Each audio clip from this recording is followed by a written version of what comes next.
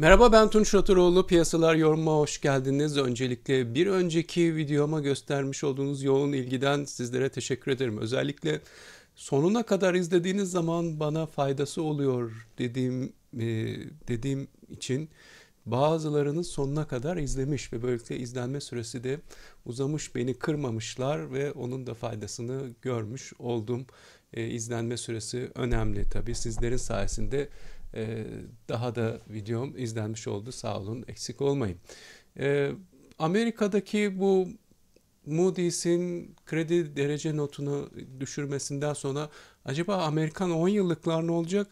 Amerikan borsası ne olacak? Bunun dolar endeksine etkisi ne olacak? Bu konular çok soruldu. Önce bir görelim, bir bakalım, bir sakin olalım demiştim. Şu an itibarıyla piyasa açık. Yani 17.30 şu anda bunu yaptığım saat. Piyasa açık. Amerikan 10 yıllıklara bakıyorum.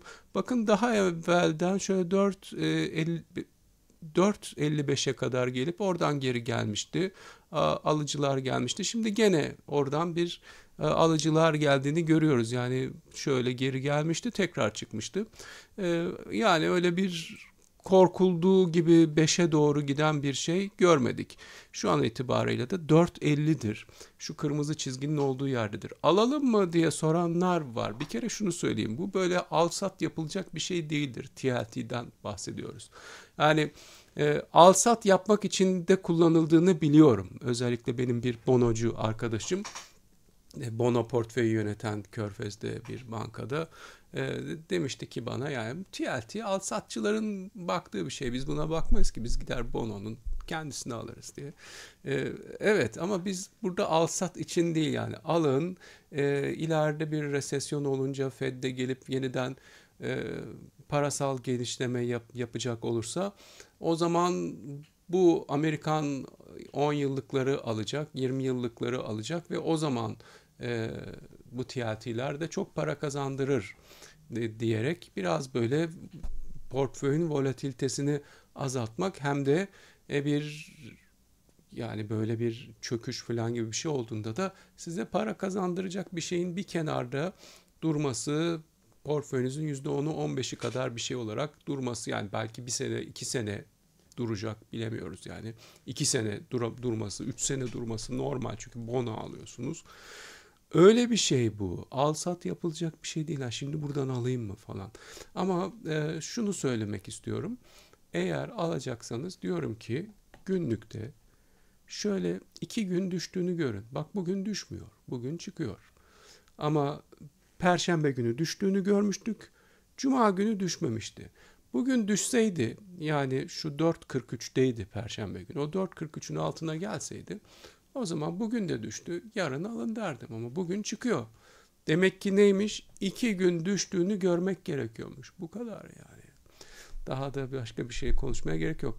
Dow Jones açılıştan negatif açılmakla birlikte, şu anda negatif olmakla birlikte, bakın bu bir yeşil bir mum. Yani açılıştaki seviyenin üzerinde olduğunu gösterir.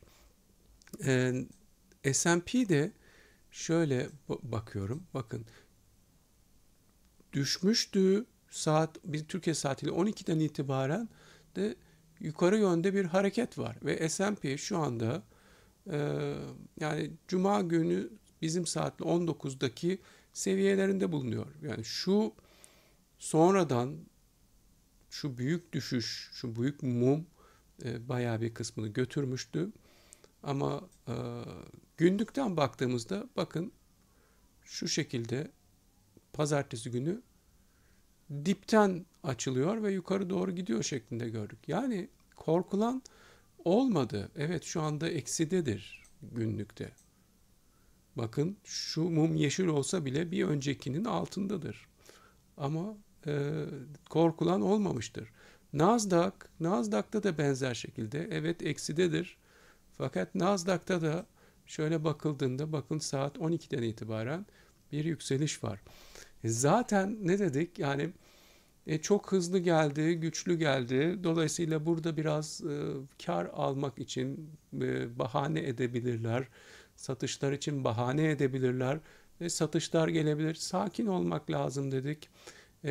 Ve de çok alıcı olduğunu söylemiştim. Yani o hedge fonların e, diplerde sattıklarını alıcı olmak yerine işte BlackRock CEO'suyla konuştuğunuz Scott Bessent'ın falan, ondan sonra da işte özellikle kurumsal yatırımcıların çok sattığını ama bireylerin satmadıklarını, hatta aldıklarını o diplerde anlatmıştım bir önceki videomda. Bloomberg'de bugün şöyle bir haber vardı.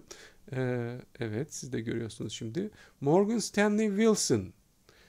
Morgan Stanley Wilson diyor ki bir düşüşler olursa bu bir alım fırsatı olacak.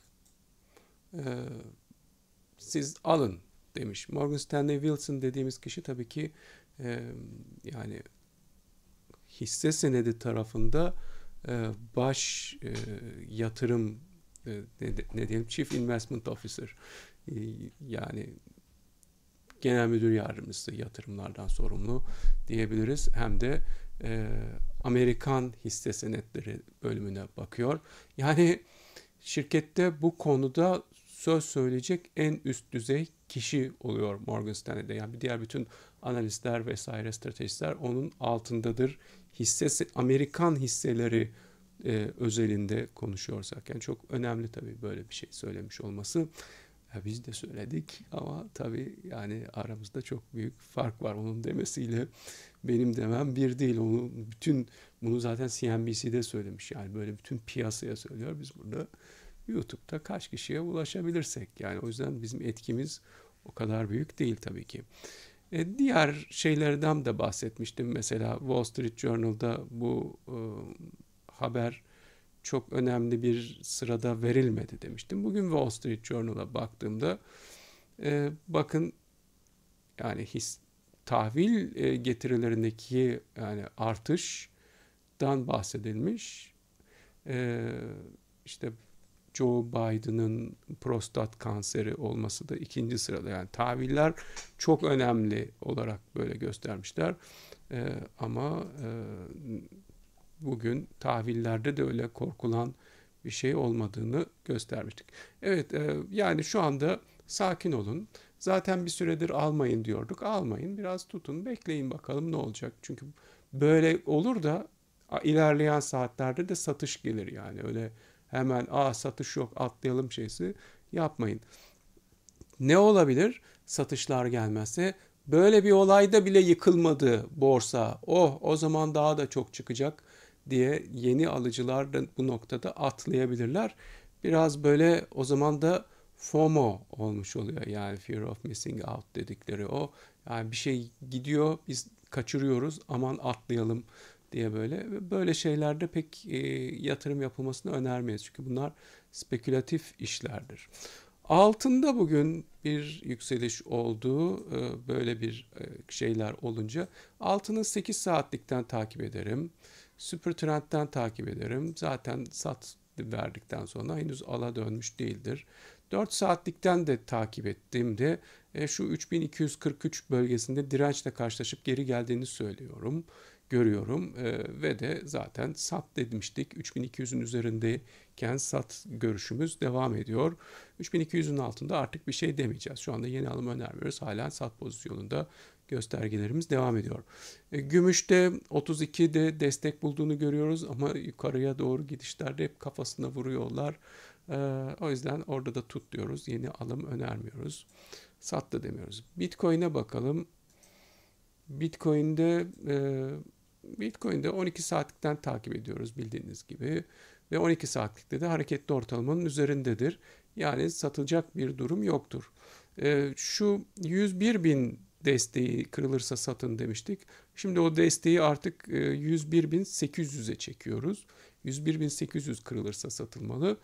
105.245 buradaki bu direncin üzerinde de bir 4 saat kalmadıktan sonra yeni alım önermiyoruz. Bir mum 4 saat üzerinde olmalı. Bakın burada bir mum üzerinde kapanış yapıyor ama ikinci mum da aşağı geliyor. Bir mum üzerinde kapanış yapıyor, ikinci mum da aşağı geliyor. Yani 2 tane burada yeşil mum görmeniz lazım. Çünkü şuradan sonra 4 saat olmuş mu olmamış mı bunu görmek zor. Dönüp bir saatlikten bakayım deseniz işte şöyle 2 saat olmuş, şöyle gene 2 saat olmuş. Yani o yüzden iki tane yeşil 4 saatlik mum görün 105-245 üzerinde, o zaman alın. Ether SAT'a dönmüş. Şu 2448'den sonra SAT'a dönmüş demiştik. Şimdi tekrar toparlanıp çıkmaya çalışıyor. 2500'den geçiyor gördüğünüz gibi hareketli ortalama. Bu 2500'ü geçmeden alım önermeyiz yani. Ether iyi değil o bakımda. Ripple SAT'a döndü demiştik. Bayağı da bir düştü ondan sonra. Şimdi birazcık böyle toparlanır gibi ama Ripple'da da yeni bir alım önermiyoruz. Genel itibarıyla piyasa öyle korkulduğu gibi büyük bir tepki vermedi ama Asya piyasaları falan gün boyunca negatifti. İzlemek lazım. Biraz böyle heyecan yapmadan izlemek lazım demiştik. Yani e, zararların da yavaş yavaş kapandığını görüyoruz. Ama tekrar akşama satışlar gelebilir. O yüzden sakin olun. Biraz bekleyin. Değil mi? İlla ki bir şey alıp satmak gerekmiyor yani. Bazen böyle sakin olup beklemek de bu işin önemli bir parçasıdır. Bugünlük de bu kadar.